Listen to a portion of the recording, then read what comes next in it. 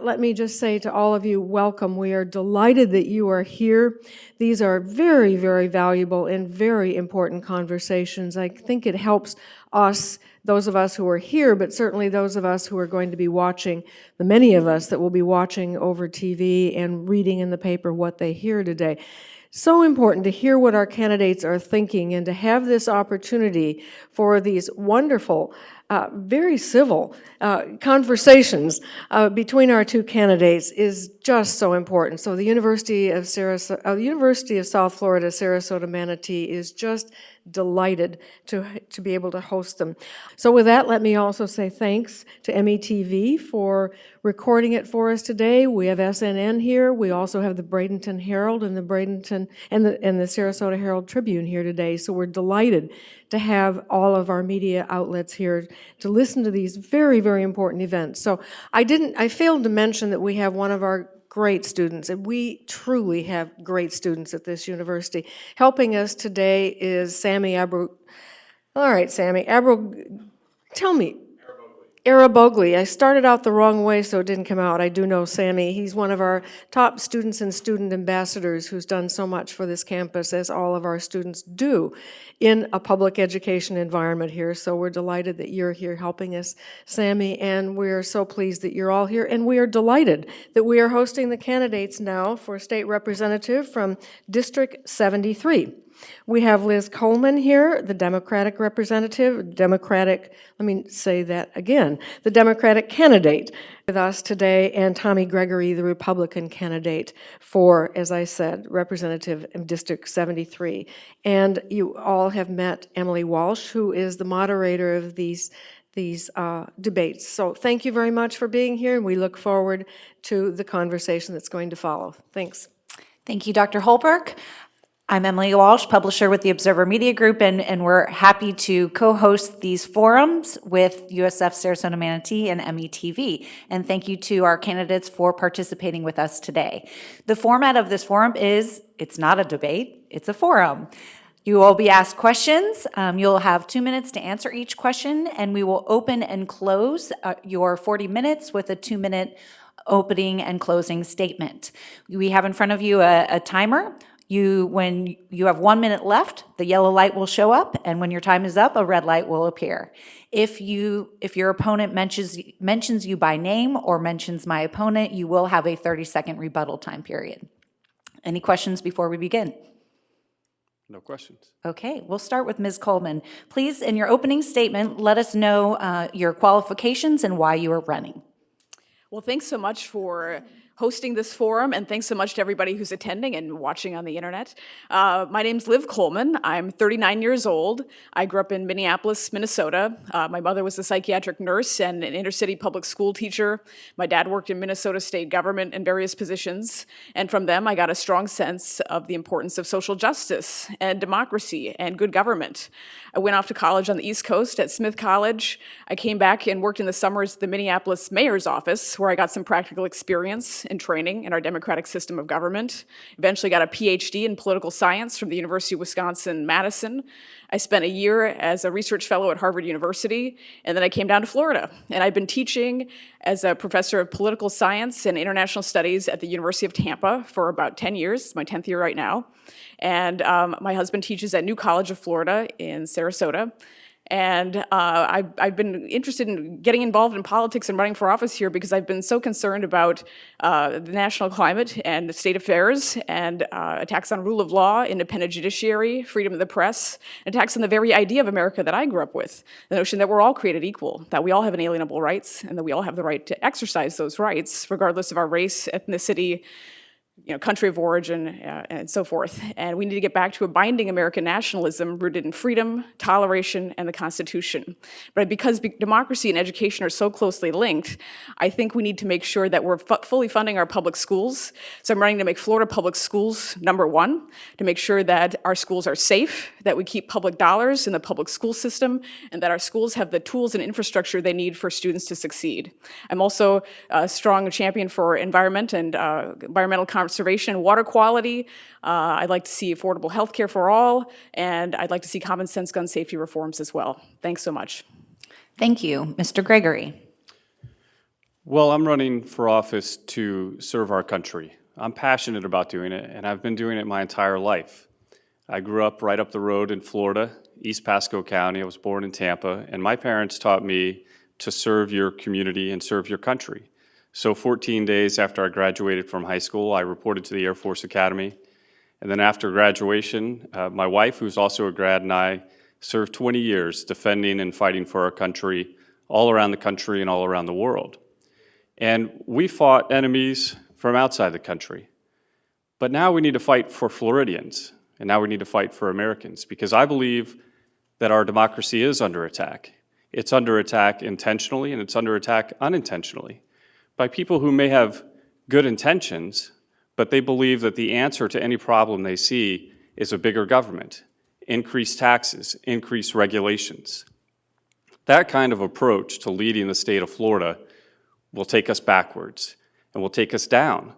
From the growth that we have seen under Governor Scott and Republican leadership in the last 8 years, we will certainly go backwards. We will stop being a state that people move to the tune of 1,000 people a day, bringing $900,000 an hour in income migration to this state, and take us to a place where people flee. Our economy will suffer, our democracy will suffer, because quite simply, you can have a society that believes in equal opportunity, or you can have a society that believes in equal distribution. But you can't have both. We can have freedom, or we can have big government, but we can't have both. I'm fighting to run and fight for Floridians. I'm going to defend our rights, ensure that we continue to increase our prosperity, and that we adhere to the rule of law. Thank you so much. And actually, to our audience, I'd like to let you all know that please let's refrain from any jeers or cheers, okay? As much as you want to support your candidates, we need some participation from the audience. Now, Ms. Coleman mentioned some of her top priorities. We'll start with you, Mr. Gregory. If you were elected to the legislature, what would be your top 3 priorities? Well, my platform, as I just said, is going to be defending our rights, working on increasing our prosperity and adhering to the rule of law. In terms of, technical specific priorities that I'll be working on for District 73 and for citizens in the state of Florida, number 1, I'm going to be working on the transportation infrastructure. We have got to improve our transportation corridors, not just through Manatee County and Sarasota County, not just the roads that are running east-west through here and north-south trying to get across the river, but we have to work with both state and federal authorities to make sure that our transportation corridor keeps up and actually gets out ahead. If we want to continue building this economy and increasing prosperity, we've got to create transportation corridors that can support industry so they will come here with their companies and create more jobs. Right now, the congestion in our area, we know, is so crowded, people can't even get to and from work. So we can have the best corporate tax structure in the country, and we can have no income tax, but if companies come down here and look and they say, well, we can't move our goods around the state, or we can't bring them in through Port Manatee because we need more enhancements, that's a problem. So we're going to work on transportation infrastructure and then education to continue the great work that we have done for education to offer more opportunities for parents so that parents can take the responsibility and ownership for their children's education and give them the opportunity to go to a school that fits their needs, their learning style, and their personality the best so that they can become the best contributors to society that they can possibly become. Thank you. Ms. Coleman, you addressed your priorities. Would you like to give us an example of a bill you might file for the next session? Sure. I sometimes like to say that my priorities are education, education, and education. For too long, we have some budgetary issues. Our public schools have been funded in the bottom 10% on a per pupil basis of public school students nationwide, and we need to do better. But one of my top priorities, especially in a bill I'd really like to file in the state legislature, would address high stakes testing. When I go around the district and I meet families, whether they're parents, whether they're teachers, counselors, principals, sometimes students themselves, I hear of just such stress and concern because of the domination of the testing culture in the schools these days. Teachers feel like they have to teach to the test, and I hear stories of 8-year-olds who are throwing up at night before their high-stakes exam. I hear stories of first graders who are already worried in advance about the third grade high-stakes tests they're going to have to take. And there is a role for testing and assessment in our schools, absolutely. But I think we need to have a more balanced approach so we have more time in our schools for critical thinking and creativity. So that's my maybe number one priority, is to back away from high-stakes testing for a more balanced approach. I also share with Tommy a concern for transportation and safety in our community. Congestion is certainly a problem. We've had a lot of traffic accidents and fatalities too in some intersections that are well known as problem intersections in our community. It's just, for years, people keep calling attention to these problematic intersections, and we don't see the changes happening fast enough. And the more I get around the district, I hear about more different intersections that have these same kinds of problems. So we need to make sure that our district is really getting the care and attention it needs with the existing transportation budget. And as we think about, again, whether it's people getting to the jobs they need, whether it be about making sure tourists have a nice stay when they come here through transportation, we need to make sure that mass transit is part of that solution too, because no metro area in the country has ever paved its way out of traffic problems entirely. We absolutely do need more funding for roads and traffic improvements on the roads, but we need to think about other kinds of alternatives too. And then also another priority, of course, is water quality, and I hope to say more about that later when I have more time. Thanks. Great. Tommy, she did mention your name, if you'd like 30 seconds, or no? Well, I think she agreed with me, so I'll pass. Giving you the opportunity. I get in trouble if I don't sometimes. Thank you. So since you both mentioned education, we'll start there. And we'll start with testing, but we'll start with you, Mr. Gregory, on the question, which is, the local organization Career Edge Funders has been working to identify systemic issues that impact local workforce preparedness. One of the issues they've come across is a recent report from testing giant ACT announcing that on average, Florida students tested in the class of 2018 scored a 19.9 on the ACT. That's below the national average and lower than scores from comparable states. What can the state do to improve student achievement at the high school level in Florida? Well, several things. First, let's talk about testing, because this is an area where we have bipartisan support. Everybody on both sides of the aisle agrees we have too much high-stakes testing, but you have to look at where it came from. High-stakes testing was implemented under a Democratic governor. Why did we do that at the time? Why do we continue to have high-stakes testing? I think it really is a question of Tallahassee or mandates coming down from DC saying, we don't trust you at the local level to prepare your students through high school for testing or for jobs in the market. I think that is the absolute wrong approach. And I think it's the same approach that the left takes when they look at whether or not we should offer more educational opportunities. Should we offer more magnet schools, more charter schools, more private schools? And what I consistently hear from the left is, no, we have to have it all the same. We have to have all the money going into one pot, and then we have to control it from Tallahassee, and then we have to test it to make sure that we create those outcomes. And then in that manner, we can create higher scores on things like the ACT. But actually, human nature tells us the best way to increase performance is through competition.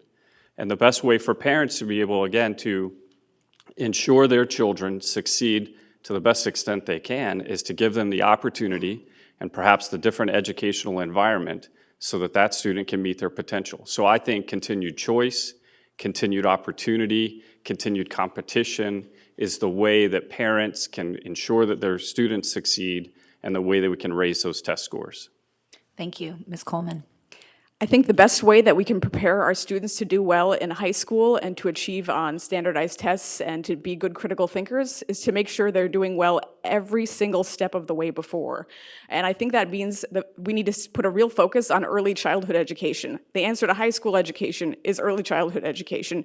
Early childhood is the foundation for learning for a person's entire life. And right now, the state of Florida is letting little kids down. This is a mandate from Florida's voters in the 2002 Constitution. Florida voters put universal pre-K in the state constitution, and Florida has very high enrollment in pre-K, but we've been falling down in funding it. In fact, millions have been cut from the early childhood education budget in the last several years, and we have the amount that was cut in the last couple of years was actually about $400 per pupil.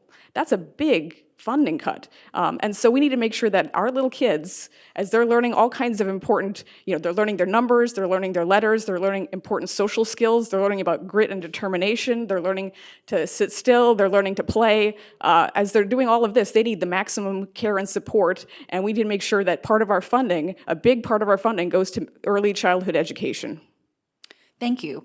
So let's talk about that, and we'll start with you, Ms. Coleman. Earlier this week, the Suncoast Campaign for Grade Level Reading held its annual community breakfast where they highlighted the dire consequences for children who can't read on grade level by the end of third grade.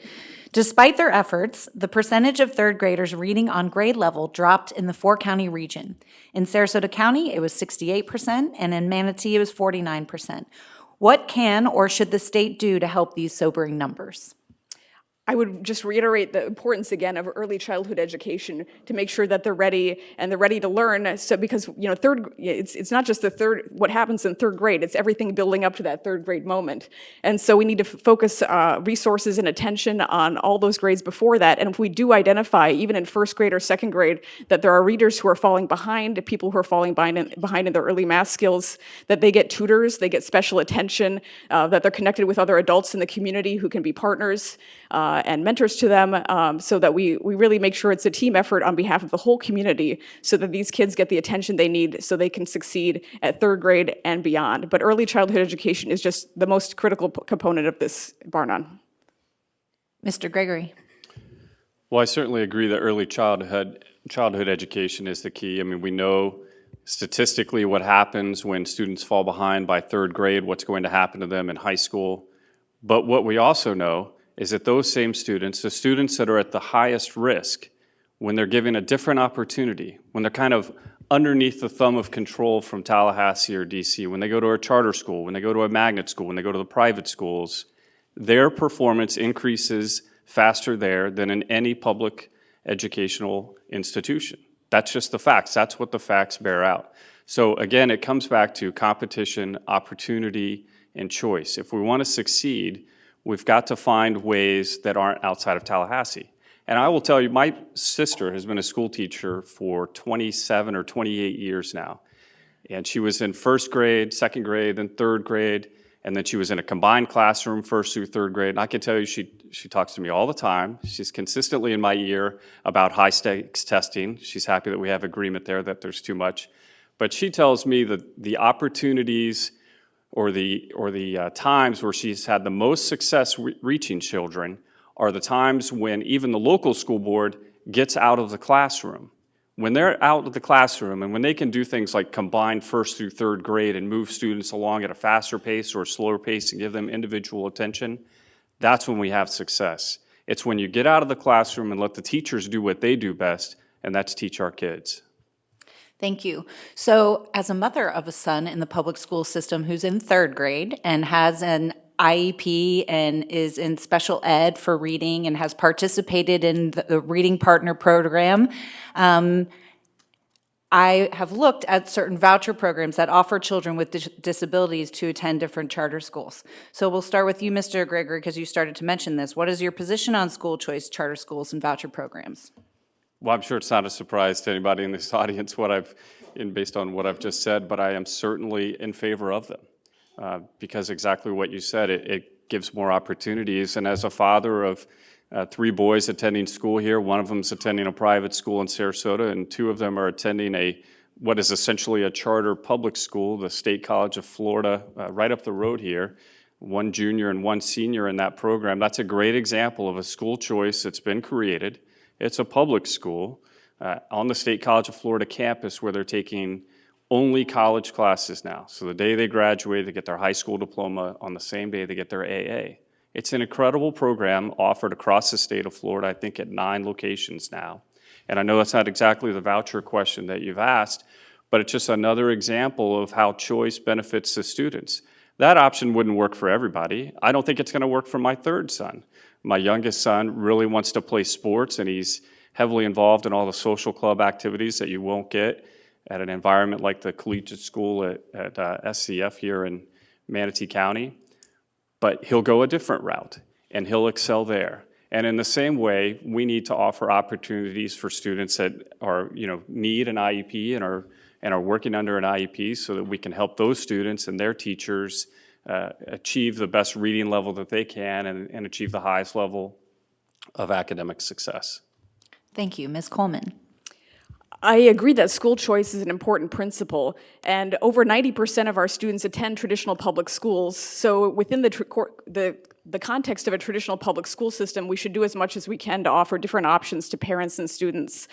This can be done through, magnet programs is one of the ideal ways of doing this, to offer choice to parents. And when I was growing up, I had the benefit of attending magnet programs in my own schools, and I thought that was terrific, in addition to other kinds of programs. And it's true that, if we have charter schools do have a role to play in offering opportunities for parents to choose things that might meet special interests of their kids, or kids that have special learning interests and needs. Some good examples in our community are Sarasota Military Academy or Manatee School for the Arts. These fill a niche, and so I think it's good to have these kinds of opportunities because they fill a niche, not because they create competition per se. I think we need to also take a look at the meta-analyses and studies of charter schools. They don't show any better performance than traditional public schools in the meta-analyses done by our top researchers in education across the country. On the other hand, they do play a role. That's not to say they don't have a role to play. And the voucher programs, I'd like to see public dollars stay in the public school system. Right now we have a lot of money that is going to the voucher programs.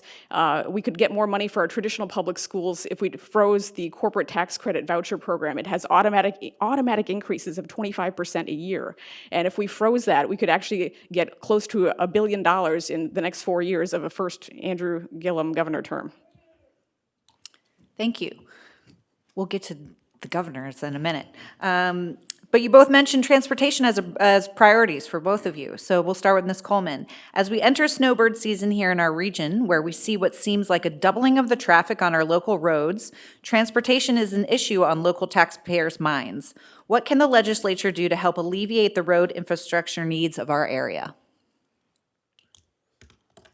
We need to make sure that this is one of the fastest growing areas in the state, and so we need to make sure that when people are looking at transportation appropriations and allocations for the budget, that we're getting our fair share right in the community, and that we make sure that our intersections that are troubled with traffic safety problems also get the proper attention that they deserve.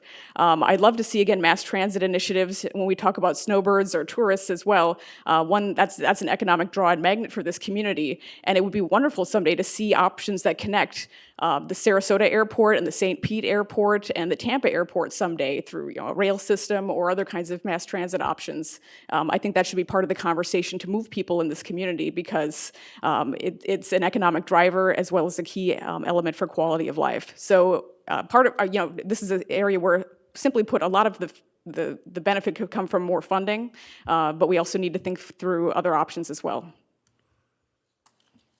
Mr. Gregory? Well, first, I just want to point out that we're spoiled.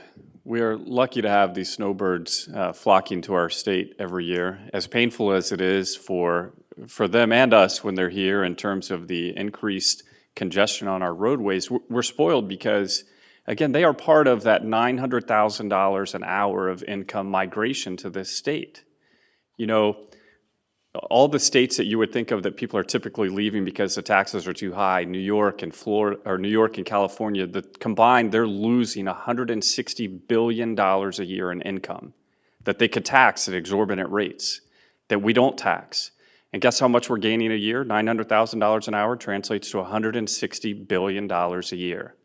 So we have the money. And even though we don't have an income tax, thankfully, and even though we have low corporate tax rates, I mean, the reasons that people move to the state are the reasons that we have the money. We have the luxury at the state level to solve these problems that we have in transportation. We just have to be willing to make the personal and statewide budget sacrifices to do it. I'm thrilled that we have a constitutionally required balanced budget. Now, we've had one, we work under it, we just have to look under the budget and say, what are we going to move? What are we going to sacrifice to ensure that we no longer have tragedies on State Road 64 and State Road 70? When are we going to speed up the roundabouts or the lights or whatever we're going to put in there and listen to the citizens and say, we've got to address this congestion. We can't wait. And what you've got to have is somebody who's skilled as the representative to go in and argue that forcefully enough. But then you've also got to be able to work not just at the state level and with your other, your co-legislators. You've got to be able to work with the federal government and your federal legislators, because a lot of that money, and at the intersections at I-75, you've got to be able to work with other agencies. And that's something that I've done a lot in my life, all my life in the Air Force, working not just with higher branches of the Air Force, but other DoD agencies and other joint and coalition forces. It's about relationships. That's how we can get it done. Thank you. Okay, so we'll move to your political philosophies, and we could probably assume that you might lean towards your party side, but we'll start with you, Mr. Gregory. Which of the two gubernatorial candidates, Democratic Andrew Gillum or Republican Ron DeSantis, would you say you're most in sync with and would likely support, and why? Well, there's no doubt which one I'll be most in sync with. It's, the future Governor DeSantis. My platform and his platform are almost identical. We're going to support the same things. And that's not surprising given the fact that we're both Republicans. It's also not surprising given our backgrounds. I'm not a Yale and Harvard grad like him, but I respect, the obvious high level of intellect he's got to be able to attend those schools and graduate as well as he did. And then he served as a JAG, and of course I was a JAG in the Air Force for 20 years, so I know we bring the same outlook to most issues. And that outlook, of course, is limited government, individual responsibility, individual accountability. And what I see being offered by candidate Gillum is quite simply fratricide. I think he probably has good intentions. I mean, I don't doubt for a moment that he has good intentions. I think he probably believes that it's a good idea to increase the corporate tax rate. I think he probably believes it's a good idea to raise the minimum wage. But what that is going to give us is fratricide. In the military, that's friendly fire. You're going to accidentally kill the people on your own team. And the way you're going to do that, you have to look no further than the example of Seattle, who raised the minimum wage to $15 an hour, which is exactly what Andrew Gillum has proposed. And every economist that's looked at that has said what? It costs the very people that they were trying to help, the people that depend on those minimum wage jobs, it costs them $125 per month. Those people can't lose $125 a month. Why did it cost them that? Because corporations couldn't afford the $15 an hour, so they cut their hours. And then those people had to take another job. But still, you combine the two jobs that they had now to replace the one they lost hours at, and they still don't have enough hours to make it up. They lost $125 an hour. That's fratricide. That's the unintended consequences of bad policy. That's why I support Governor DeSantis, because his policies will continue to increase our prosperity. Thank you. Ms. Coleman. I strongly support and look forward to a term of a Governor Andrew Gillum because, I think for too long our state's underinvested in our human resources. Again, for our education budget, we're in the bottom 10% on a per pupil basis of funding of schools nationwide. We have teachers who can't make their ends meet. I was just on one of the very first days of Manatee. It was the first day of school in Manatee County. I was knocking on doors. I was canvassing, and I knocked on the door of a woman who was wearing a t-shirt that said, "Proud to be a teacher." She had a cell phone in her hand, and she said, "I can't talk to you right now. I'm working my second job." And it's just horrible that people have to work second and third jobs as teachers. Teaching should be a middle-class job. So I do support higher pay and higher status for teachers to respect them as professionals in the classroom and for what they do. But this also means that we need to focus more resources on classrooms too, absolutely. And so we need to fully invest in our schools. That's a key priority of all kinds of business groups. We need to really make sure that our workforce development is proceeding so that we can attract companies that have good paying jobs right here, and we can work on developing all kinds of businesses that they get the kinds of employees they need right here in the community as well. Our state has also fallen far behind in healthcare. We have about 20% of the citizens of Florida are uninsured. That's the third highest rate of uninsured in the country. So I strongly support Medicaid expansion because we need to make sure that these needs are met in our community, because if people have healthcare, they can do so many other things in their life. They can work and have good they won't have as much absenteeism at their job if they're healthy. We can make sure that they are taking care of their own families. They'll be much more productive citizens. Our whole community benefits when people get the health care that they need. I do support a higher minimum wage as well. I think we need to do it in stages and be careful and attentive to the needs of small business as we go along. But right now, $8.25 an hour is too low. We need to do better because people can't make ends meet. We have an affordable housing crisis in our state too. We need to make sure that our community is really taken care of. So you both mentioned workforce issues and affordable housing, so we'll start with you, Ms. Coleman. One of the perennial workforce issues we hear about in our community is affordable housing. What is your position on the legislature's use of the Sadowski Housing Trust Fund money for other purposes? I'd like to see the Sadowski Housing Trust Fund funded as it's been intended by the state law. We shouldn't be diverting that money for other purposes when we have an affordable housing crisis right here in Manatee and Sarasota communities. This is important funding for people who are just getting started in their careers. If you're a new police officer or you're a new teacher, sometimes you need that little extra help for a housing assistance to buy your first home. If you're a senior on a fixed income, it helps to have money for housing repairs, and all the housing funds help. The housing funds in the Sadowski Housing Trust Fund are used for these community funds that do help these various groups with their needs and individuals who can stay here and work here, so we can keep young people here, young professionals here, and seniors here living comfortably. So I strongly support affordable housing, and I want to make sure that priority is seen through, because we see in so many areas the state legislature is not following the law, whether that be affordable housing or the Florida Forever program for land conservation and water quality. In area after area, state lawmakers are letting us down. They're letting the voters down and flouting and going against the will of voters by diverting funds. And we need to make sure that you have representatives in Tallahassee who will really follow through with the voters' will. Thank you. Mr. Gregory. I would be happy to propose as one of my 6 bills every year until it gets passed, hopefully in the first year, to absolutely protect the Sadowski Trust Funds. I've been volunteering and working with Habitat for Humanity for 30 years, and I'm happy to serve on the board locally of Habitat for Humanity.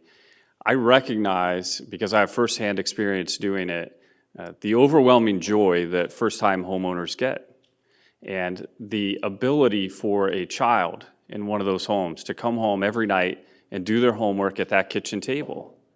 That leads to generational success.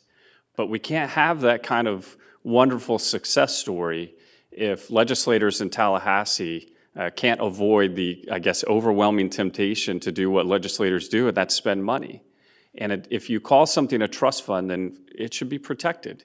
We just need to pass legislation to shield those Sadowski trust funds and ensure they can't get to the money. And I think what unfortunately keeps happening is every year there's a reason.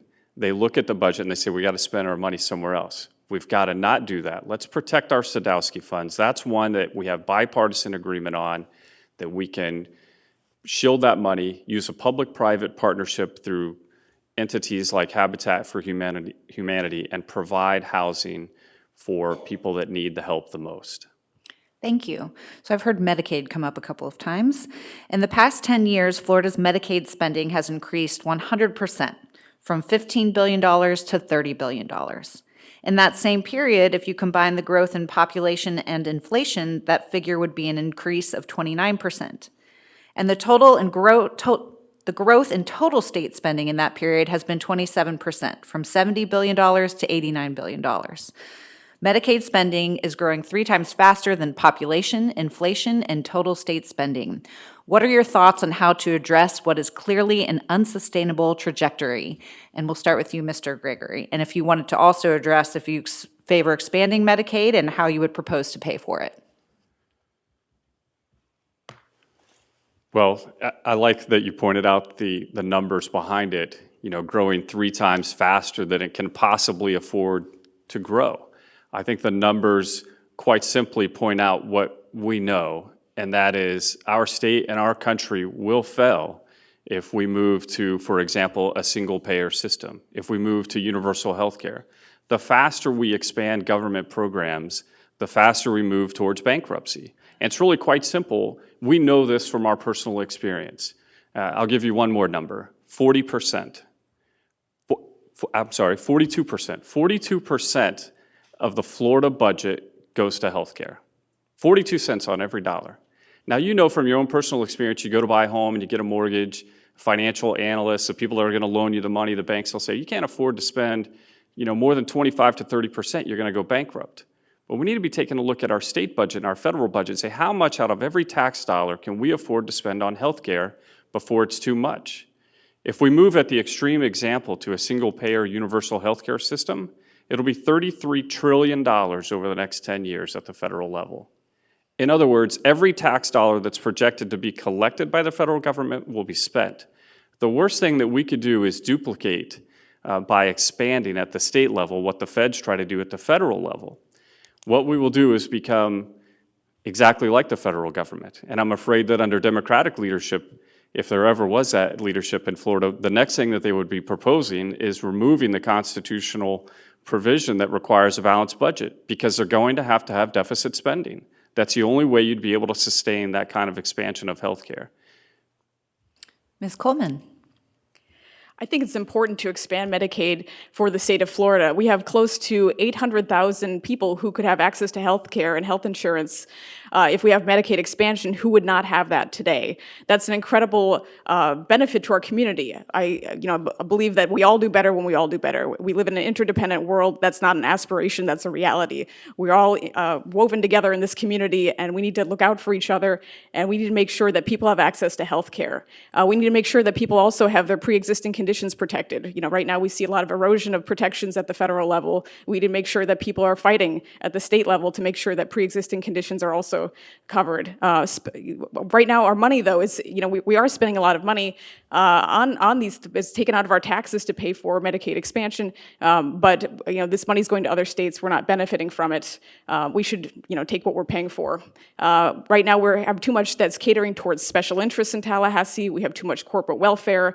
We've got the corporate tax credit voucher program that is increasing the funds that are being diverted to other purposes instead of public dollars staying for public purposes. So I think there's money there if we look for it. If we reprioritize the budget and put the people first instead of special interests in Tallahassee, we'll find a way to do well for everyone in the community. Thank you. Okay, we'll do our closing statements, and we'll start with Ms. Coleman first. All right, well, I want to thank you all again for coming out here on a Saturday morning and for watching on the internet, if you're watching on the internet. I'm Liv Coleman. I'm an educator from a family of educators running to make Florida public schools #1. As an educator, my leadership style is based in collaboration and persuasion. As an educator, I'm focused on fact-based analysis and data-driven results. And I think we need somebody who can take a real look at policy issues and take a look at the bills and legislation with real depth, not just do what special interests tell them to do, really take a hard look at the issues and make sure that we're fighting for the common good. I think also that the endorsements in this race are ones that also tell a lot of the story. I'm an environmental champion. We've hardly even touched on environmental issues here, but I think climate change is an important issue that affects Manatee and Sarasota communities and needs to be addressed. I think we need to fully fund Florida Forever land quality and water conservation, water quality and land conservation. That's an important public policy priority. It's not been funded properly, even though voters supported it with over 70% of the people's will in 2014. 2014 with Amendment 1. I've been endorsed by the Florida chapter of the Sierra Club. I'm a strong supporter of common sense gun safety reforms. My opponent was endorsed by the NRA. I've been endorsed by the Brady Campaign to Prevent Gun Violence, and I'm a Moms Demand Action gun sense candidate. I'm a strong supporter of protecting women's private decisions about their healthcare choices. I've been endorsed by Planned Parenthood PAC. I think it's just, we have a lot of critical needs in our community, and include from everything from transportation to education and beyond, and we need somebody who'll go up there and really fight for the people, not for special interests in Tallahassee. And it's just been a thrill getting out to the community, though. I've been knocking on doors, I've been going to all kinds of events, meeting people on both sides of the aisle, and it has just been a thrill. I've just thoroughly enjoyed getting to know people in this community through this race, and I look forward to meeting you and talking to all of you and answering questions and getting connected. Let's get our community connected, and let's move forward together. Thanks. Thank you. Mr. Gregory. You know, the United States is the greatest country in the history of the world because we chose to be a country that values individual responsibility over big government, because we chose to fight for really the unprecedented freedoms that are in our Constitution. The question on November 6th, as it is in every election, is whether or not you believe that big government is the answer to every problem. Whether you believe it would be better now to ignore the principles and values of our founding fathers because something has changed in your mind. Whether you believe it would be better now to give more money, more power, and more responsibility to the government, and then trust bickering politicians in Tallahassee and DC to spend your money wisely and take care of everybody fairly, and then believe that that system of government would somehow be more efficient. The founding fathers were brilliant. They created a system of government that led us to the greatness that we're experiencing today, that made the United States of America the greatest country in the history of the world. We don't want to go backwards, and we don't want to go backwards in the state of Florida. I know, I've lived all around the world. I have fought for victims in the courtroom, prosecuted murderers, rapists, child predators, and put them in jail. I have fought for American interests around the world. And I can tell you, having deployed to almost every country that has sand in it, countries that don't have American values fail. Countries that believe big government is the answer create a culture of dependency and destroy prosperity. You can look around the world and see what happens when you do that, when you embrace big government and deficit spending. Those countries go bankrupt, or they lead further yet to tyranny or more despicable government-led actions. We have got to embrace our way of life and do everything we can to reject platforms of socialism. My name's Tommy Gregory. I would appreciate your vote on November 6th. I want to go to Tallahassee and fight for you to ensure our liberties, increase our prosperities, and adhere to the American foundational principles and adhere to the rule of law. Thank you. Thank you both for participating today. Thank you.